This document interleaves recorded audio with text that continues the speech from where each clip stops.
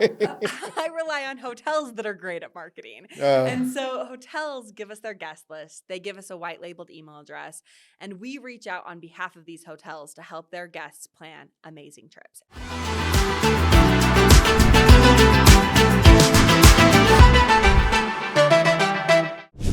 Welcome back to Utah Business Spotlight. I'm Peter Anthony, your host. Hit like, hit subscribe. This is going to be classic. I'm here with one of my friends. She is the founder and CEO of Spontigo, and she is crushing it. When you get to know Lauren, you are going to understand that here is marketers, here is great marketers, and here's my friend Lauren.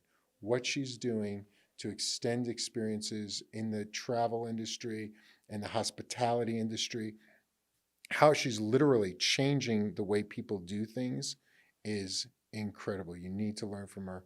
I'm here with my friend Lauren. Lauren, welcome. Thank you. Oh, you're my favorite marketer. I tell you all the time, you're incredible at what you do. Spontigo is just crushing it. You're launching in state after state. You're picking up new clients. You're working with the biggest companies in the world.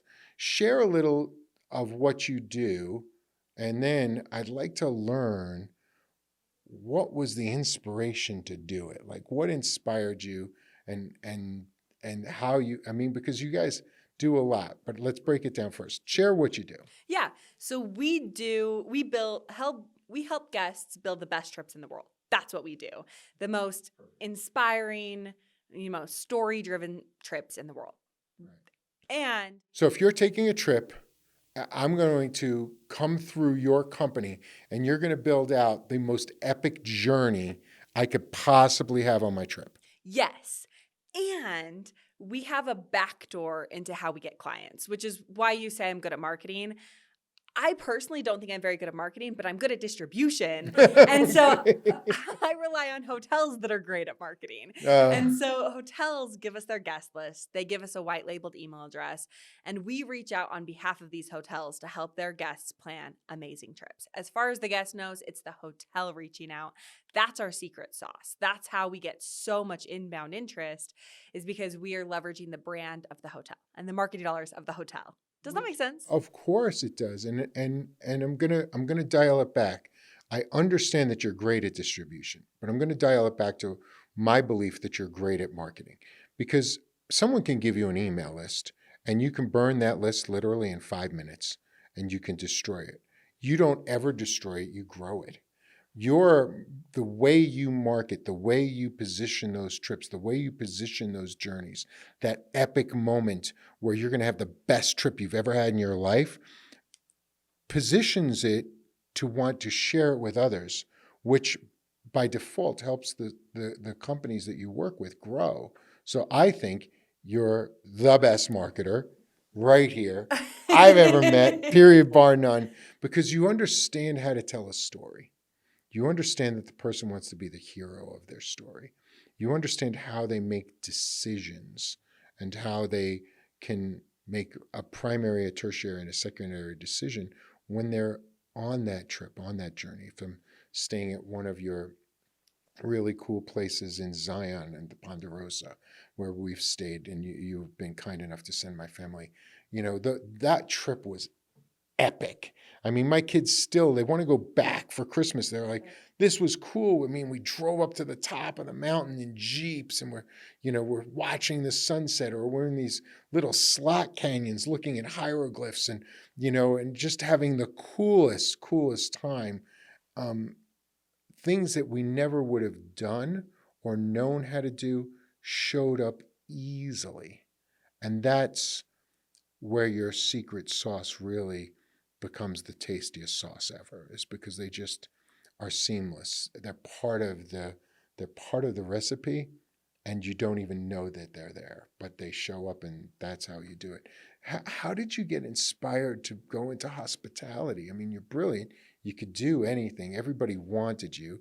You've graduated from some of the best marketing universities on the planet. Why did you come back to Utah? Well, so my family, as you mentioned, we have a ranch resort called Zion Ponderosa. And I started working there when I was 15, mostly to learn some work ethic. And back then I learned and worked in every department. So food and beverage, I ran our kids camp.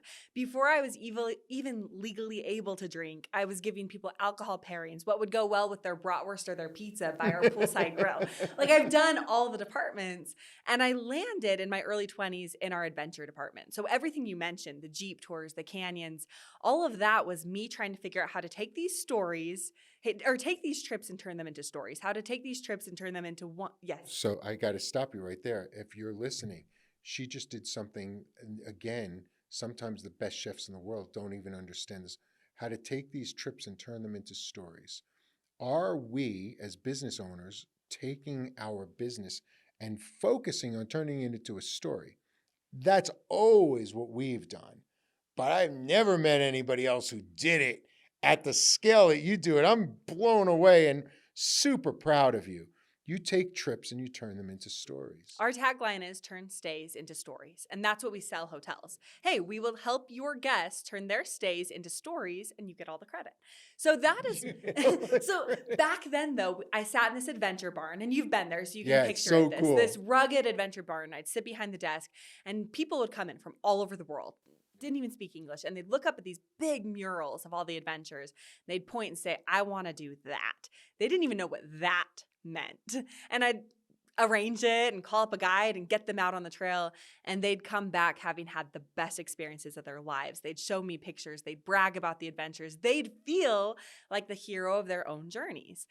And I had this aha that guests that did an experience stayed longer, they spent more money, they were happier, they told their friends, and they came back again.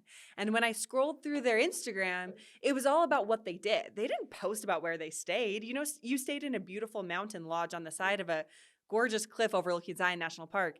But I guarantee if you posted about your trip, you would have posted about the things you did. Yeah, we posted about being in the Slack Canyons. I've got tons of pictures of the petroglyphs and hieroglyphs or whatever the heck they're called. And, my kids and at the top of the mountain and, and they remembered like how we packed with food and, how we stayed up late or the hot tub.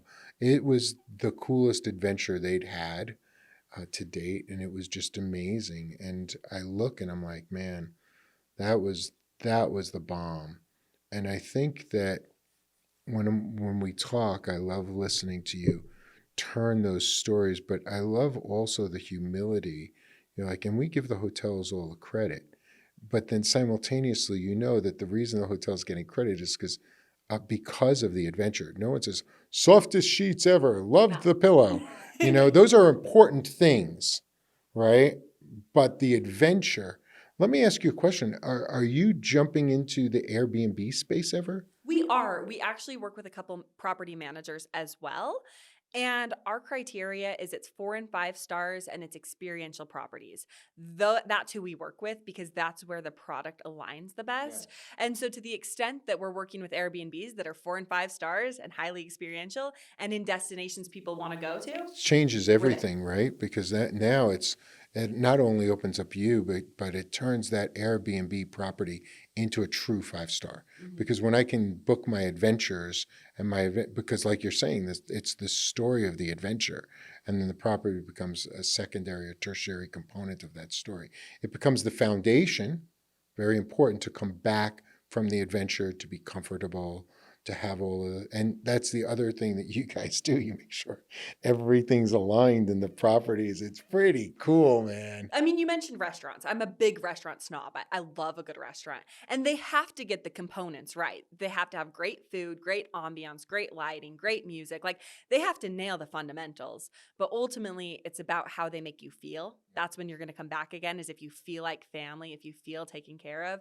And so we can help hotels with that. I always say running a hotel is like the most difficult business in the world because razor thin margins, high turnover, low and like you're working with frontline employees and you have to get a ton of components right.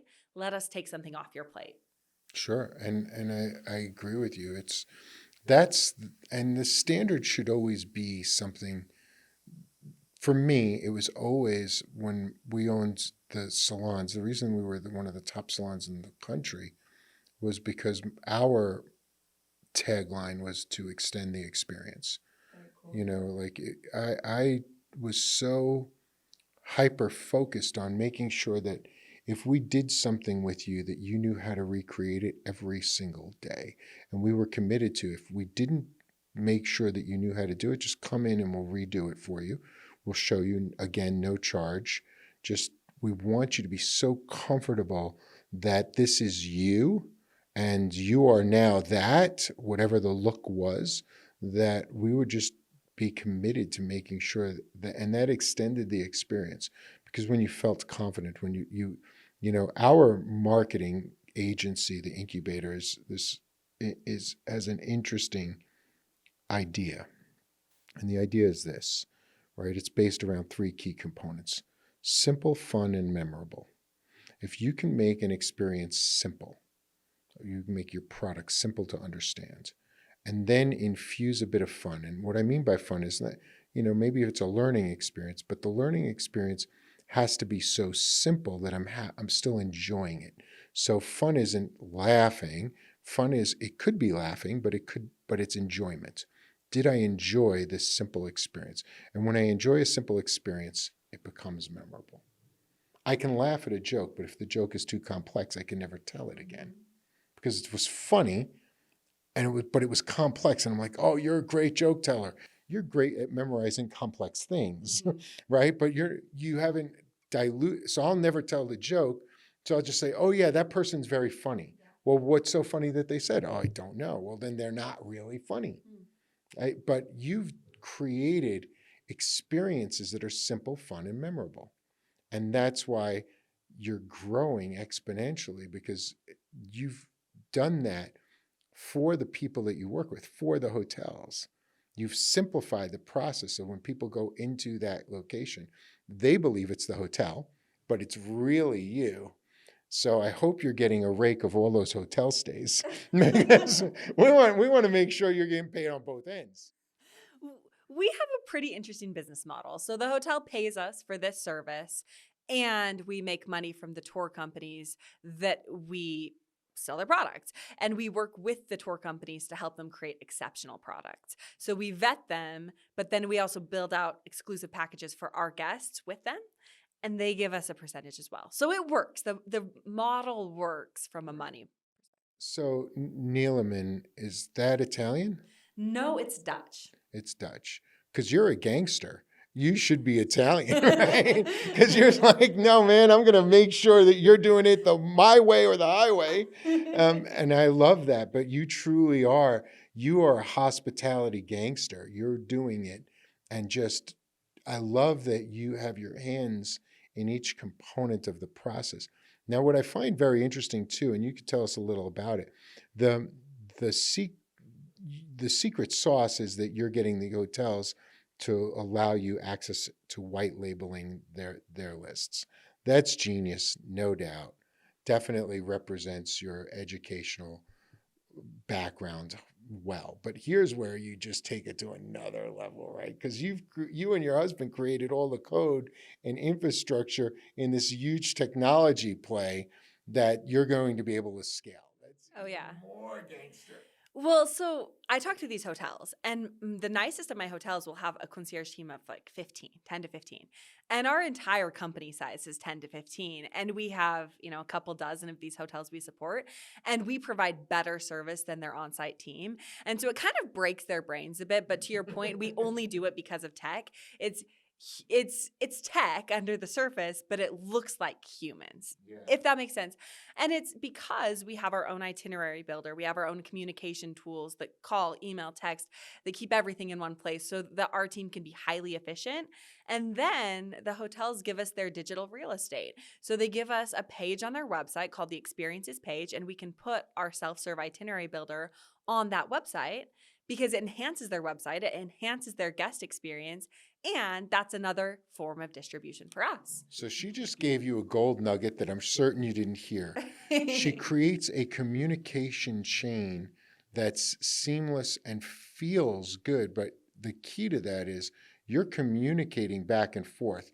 The initial dialogue that you're creating is making me feel like I'm building my experience with you, which is how you've really expanded the concierge experience that you offer. Brilliant stuff, man. It's like, holy moly, are you smart? That's just incredible. I love it. I love it. Where's the future? What's the future for your company? So we're taking it a day at a time. We're onboarding some really big hotels right now. So I'm involved in the high level stuff, but literally today, as the CEO and founder of my company, I was calling some tour companies and helping develop some of their products just in time because we have guests coming next week that want these products.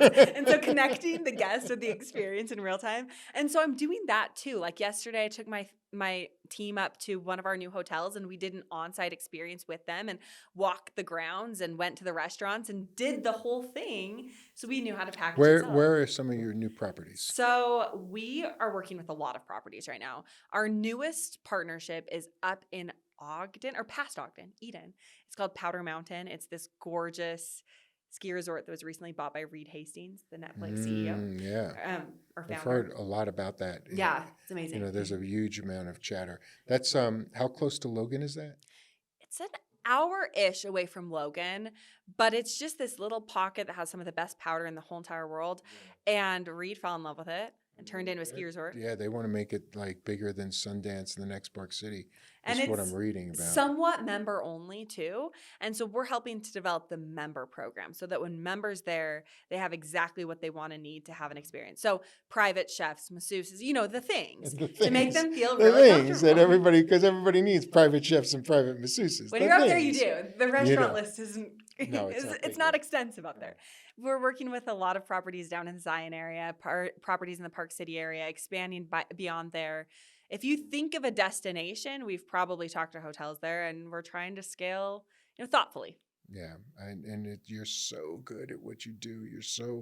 Your attention to detail, everything, including you've got your finger on the swag that gets sold. You've got your finger on the experiences that get sold. You've got your finger on the food that's put into the menus. I mean, but you're a gangster, man. It's awesome. Maybe that's a control freak. I don't know. No, it's awesome, man, because you know what I love about really great founders and CEOs and entrepreneurs is when they have the vision, it's the complete vision. It's not a component of the vision. They see the whole vision, and if you want to be great at what you do, you have to control the whole experience. And that's always what we did in our companies.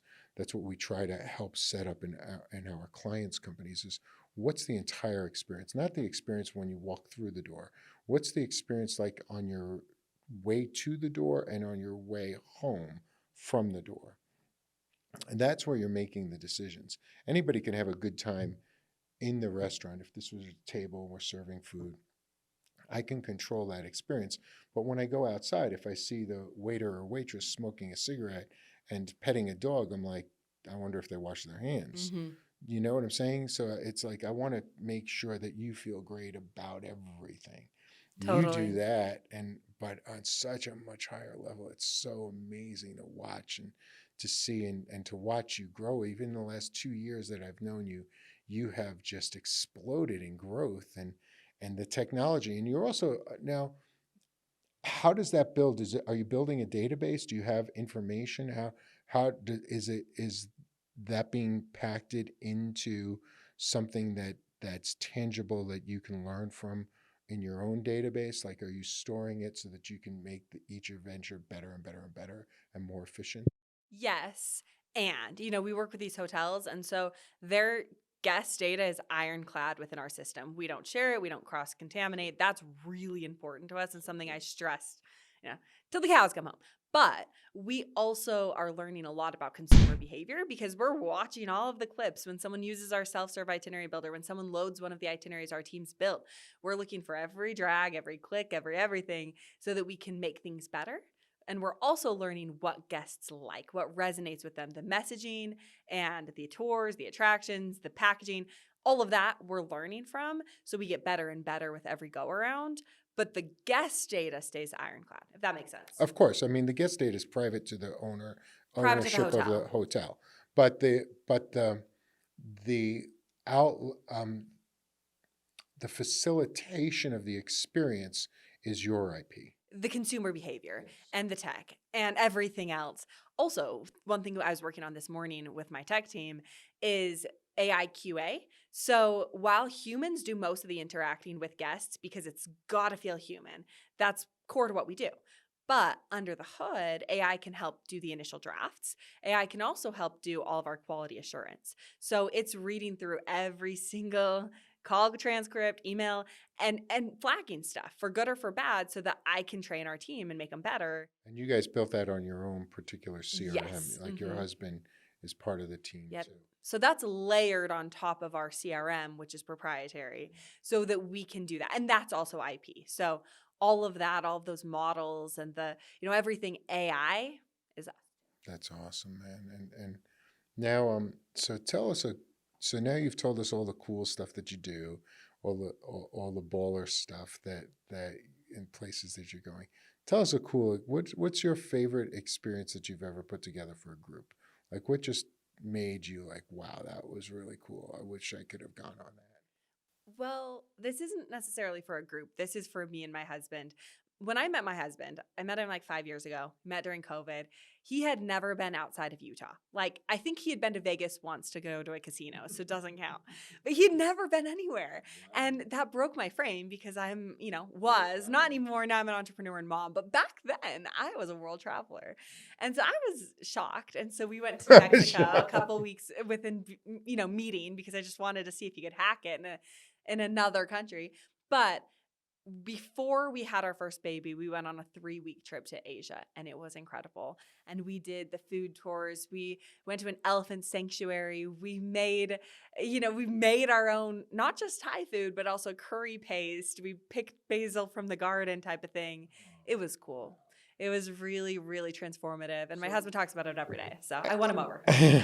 I love that. So I want to share with the audience one of the most important things is we talked about it when Kenzie was on as well and some other entrepreneurs. You are the product. You built this product because you love the experience. You love to travel. You love the adventures. You are the product that you're building for. And I think that's the most important thing that's overlooked. When we built the salons, the I was the quintessential. I was the shy kid who didn't know how to do his hair, who was always made fun of. So I always had low self-esteem, and I didn't care I was more interested in how I felt when I left. Did I feel like I was, paid attention to? So then every time I build, whether it's a restaurant or a salon, and we've built hundreds of them, it's about how is that human being feeling through that process? Because it's really how would I feel when I went into one of my own spas? I'm like, okay, cool. I went as far as, and you'll understand this because you're maybe more psycho than me. But when we built our spas, I had them pull the roof off so that there was only rafters. And I laid on the dirt floor of the spa rooms to say, okay, cool. Was the energy cool? And I just lay there and see it.